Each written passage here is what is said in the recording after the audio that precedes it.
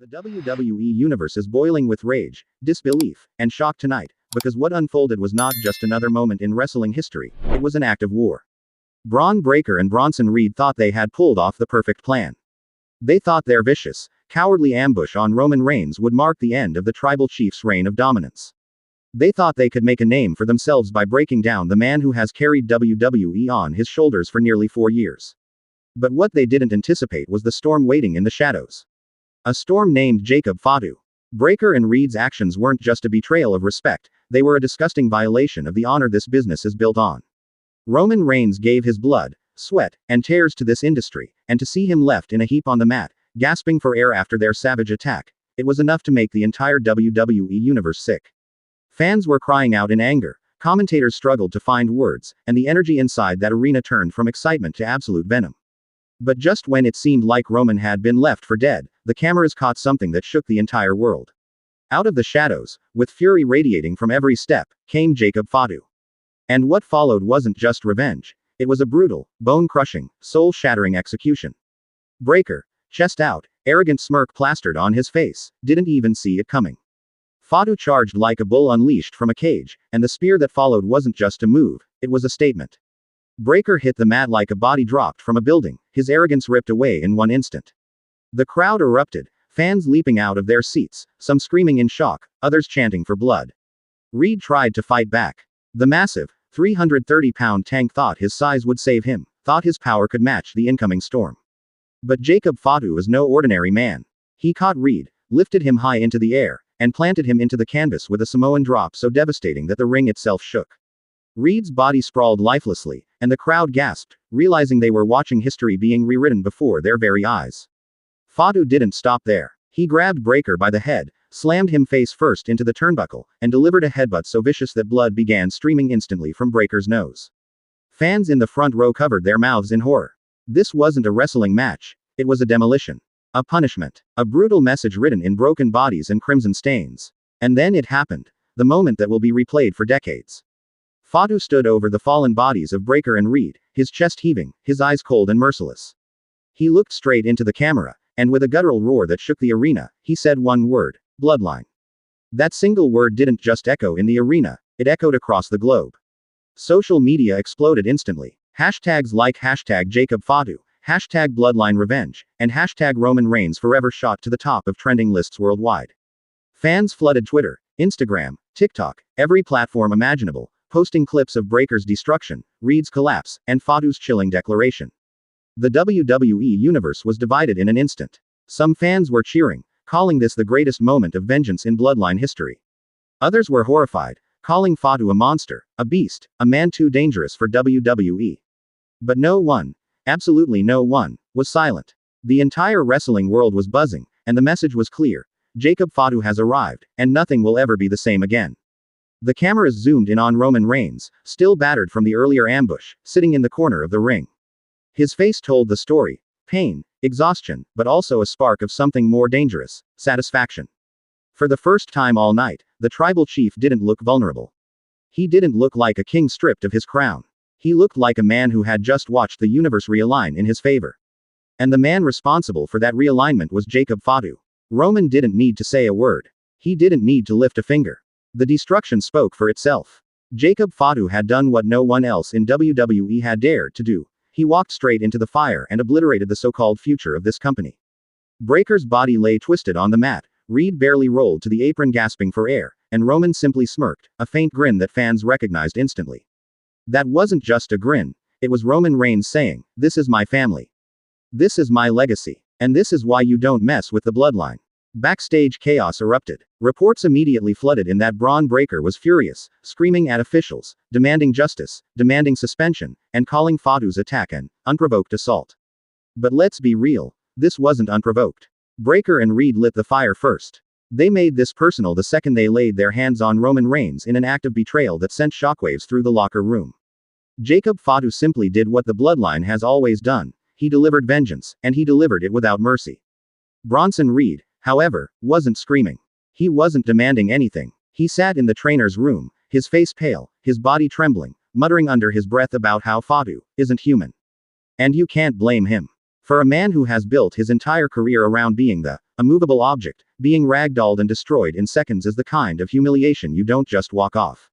That's the kind of scar that lives in your head forever. Meanwhile, the WWE universe continued to split down the middle.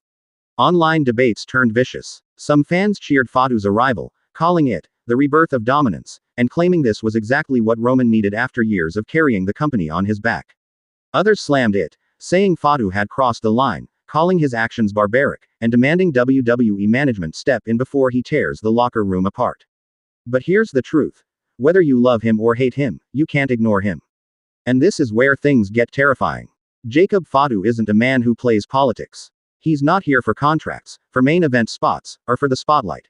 He's here for family. And when you combine his loyalty with his raw, terrifying power, you've got the perfect weapon, a weapon the Bloodline can unleash at will. Roman Reigns is already one of the most dominant champions in WWE history. Solo Sikoa has established himself as a silent, ruthless enforcer. And now Jacob Fatu steps into the picture, a monster with no chains, no fear, and no mercy. This isn't a faction anymore. This is an empire built on destruction. And here's the moment that sealed it. After Breakker and Reed were stretchered out of the arena, Jacob Fatu reappeared backstage. He didn't cut a promo. He didn't demand attention. He walked straight to Roman Reigns' locker room, pushed the door open, and walked inside. Cameras couldn't follow, but insiders claim what happened in that room was chilling. Roman, sitting with Paul Heyman and Solo Sikoa, simply nodded. No words, no contracts, no grand announcements, just a nod, an acknowledgement that the Bloodline had gained a new executioner. Fans immediately began speculating. Was this Roman's plan all along? Did he call Fatu in as backup after sensing Breakker and Reed were gunning for him? Or did Fatu act on his own, driven purely by family loyalty and blood ties? The answer remains unclear, but the implications are terrifying either way. Because if Roman orchestrated this, it means he's playing chess at a level no one else can even comprehend. And if Fatu acted on his own, it means he's uncontrollable, a wild beast whose fury can't be predicted, even by the tribal chief himself. Breakker and Reed wanted to make history by destroying Roman Reigns. Instead, they've become history themselves, the first victims of Jacob Fatu's WWE rampage. And make no mistake, this wasn't a one-night assault. This was the opening chapter of a reign of terror. The Bloodline isn't dead, it isn't weakened, it's evolving. And Jacob Fatu just proved that when you attack Roman Reigns, you don't just pick a fight with a man, you declare war on an entire dynasty. What makes this entire story even more disturbing is the ripple effect Jacob Fatu's rampage caused across the entire WWE locker room. Word spread like wildfire that night. If Jacob Fatu is really standing with Roman Reigns, then no one is safe. And you could see it on the faces of superstars backstage. Some looked terrified, others looked furious. But everyone understood one thing. The Bloodline's stranglehold on WWE wasn't fading, it was strengthening. Bron Breakker, who had been touted as the future of WWE, had his aura shattered in one night. His entire identity is built on dominance, on power, on being the new unstoppable force. But when Fatu cut him in half with that spear, when he left him crumpled and gasping for air, Breakker looked human for the first time. Vulnerable. And in WWE, perception is everything. The fans saw it. The roster saw it. Breakker's invincibility was gone, broken into pieces by one monster's arrival. And then there's Bronson Reed. For months, he's built his reputation as a tank, a mountain of a man who couldn't be moved. But Jacob Fatu threw him around like a rag doll, lifting and slamming him with a Samoan drop that shook the ring. That image, Reed's massive frame crashing helplessly to the mat, will haunt him for the rest of his career. Because no matter what Reed does moving forward, fans will always remember the night Jacob Fatu made him look small. Commentary teams tried to frame the moment as shocking, as if they couldn't believe what they were seeing. But here's the reality. This is exactly what the Bloodline is built on. Ruthlessness. Vengeance. Family above all else. Roman Reigns has been preaching it for years, and Jacob Fatu embodied it in the most brutal way imaginable. And fans can't stop debating whether this is the end of Breakker and Reed's rise, or if it's just the beginning of an even bigger war. Because let's be honest, Breakker isn't the type to stay down. His pride won't allow it. He'll demand a rematch, he'll demand blood, he'll demand to stand across from Fatu again. But the problem is, every time Breakker looks across the ring at Jacob Fatu, he won't just see an opponent, he'll see the man who humiliated him in front of the world. That kind of mental scar is the hardest to overcome. And what about Roman Reigns? This attack was supposed to be the end of his aura, the night where the tribal chief finally looked weak. Instead, the narrative flipped completely. Roman walked out of the arena not as a beaten man, but as a king with a new weapon at his side. Fans online are already calling it the second rise of the Bloodline. Some even say it feels more dangerous than the first, because with Fatu involved, there's no ceiling to how violent this group can become. Backstage sources claim Paul Heyman has been smiling from ear to ear ever since that night. Heyman, the mastermind of destruction, knows exactly what this means. He knows that with Jacob Fatu, the Bloodline doesn't just dominate, they terrorize. And in Heyman's mind, terror is the most effective tool in wrestling. Meanwhile, Solo Sikoa's reaction is drawing attention too. He didn't look surprised when Fatu appeared. He didn't look concerned either. He looked approving. That silent nod as he stood in the corner while Roman acknowledged Fatu backstage said everything. The younger generation of the family is united, and that's bad news for everyone else.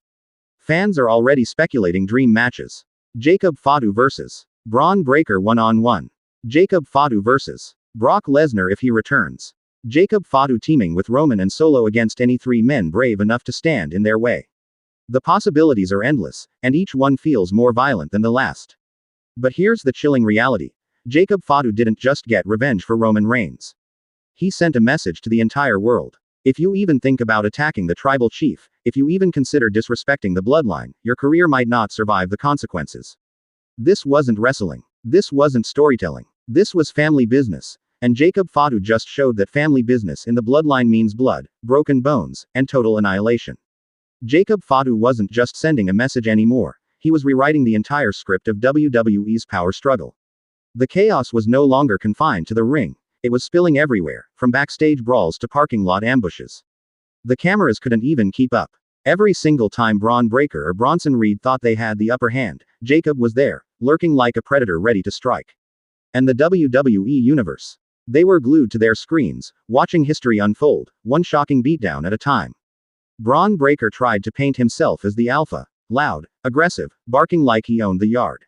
But the truth, Jacob Fatu was exposing him for what he was, a pretender to the throne.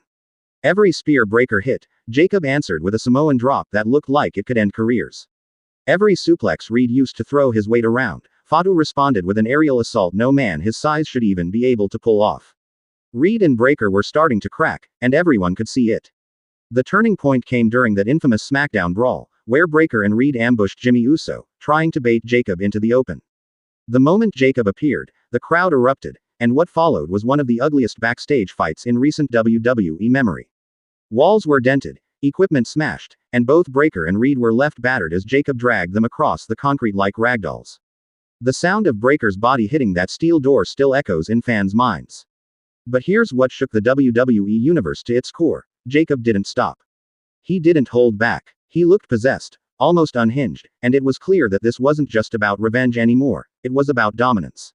Roman Reigns had been disrespected, the Bloodline's legacy had been spat on, and Jacob wasn't just defending it, he was rebuilding it with fire and blood. Fans in the arena that night weren't just cheering, they were chanting Jacob's name, a name that only weeks earlier many casual fans hadn't even known. Now, Jacob Fatu was the talk of WWE. Clips of his destruction went viral, fans flooding social media with demands, give Fatu the push. Jacob vs. Breakker at WrestleMania. Bronson Reed doesn't deserve to walk after this. The story had transcended the ring and become the biggest narrative in wrestling. And here's the kicker. Jacob Fatu didn't do this as a loner.